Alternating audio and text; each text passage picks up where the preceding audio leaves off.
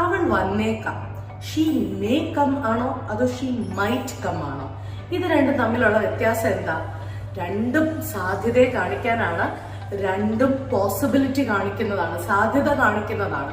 ഇനി ഇത് രണ്ടും തമ്മിലുള്ള വ്യത്യാസം എന്ന് പറഞ്ഞു കഴിഞ്ഞാൽ, സാധ്യത കൂടുതലാണ് എങ്കിൽ ഒരാളെ ഉപയോഗിക്കാം, സാധ്യത കുറച്ച് കുറവാണ് എങ്കിൽ അടുത്ത ആളെ ഉപയോഗിക്കാം. അതെങ്ങനെയാണ് നിങ്ങൾ?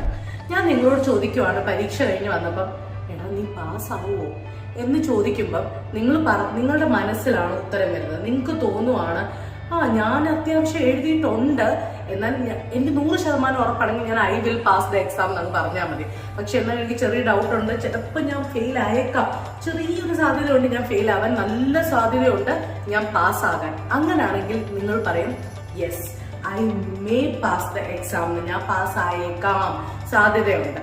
ഇനി നിങ്ങൾക്ക് തോന്നുവാണ് ഞാൻ ഉപയോഗിച്ച കോപ്പിയൊന്നും അതിൻ്റെതൊന്നും അല്ല, ഞാൻ ആരാണ്ടോടൊക്കെ ചോദിച്ചിട്ട് ആരും ഉത്തരം പറഞ്ഞു തന്നില്ല, ഇനി ടീച്ചറിന് വല്ല കനിവും തോന്നി ചിലപ്പോൾ പാസ്സായേക്കാം, അത് കയ്യാലപ്പുറത്തിരിക്കുന്ന തേങ്ങ പോലെ ഒന്ന് അങ്ങോട്ടോ ഒന്ന് ഇങ്ങോട്ടോ വീണ കഴിഞ്ഞാൽ ഞാൻ ചിലപ്പോൾ പാസ്സാവും. അപ്പൊ സാധ്യത വളരെ കുറവാണ്. അങ്ങനെയാണെങ്കിൽ I might pass the exam എന്ന. അപ്പൊ സാധ്യത കൂടുതലാണെങ്കിൽ മേ ഉപയോഗിക്കുക, കുറവാണെങ്കിൽ മൈറ്റ് ഉപയോഗിക്കുക. അങ്ങനെയാണെങ്കിൽ ഇതാ ഞാൻ ഇവിടെ ഒരു പിക്ചർ കൊടുത്തിട്ടുണ്ട്. ഇത് ഇറ്റ് മേ റെയിൻ ആണോ അതോ ഇറ്റ് മൈറ്റ് റെയിൻ ആണോ എന്നുള്ളത് നിങ്ങൾ കമന്റ് ചെയ്യും.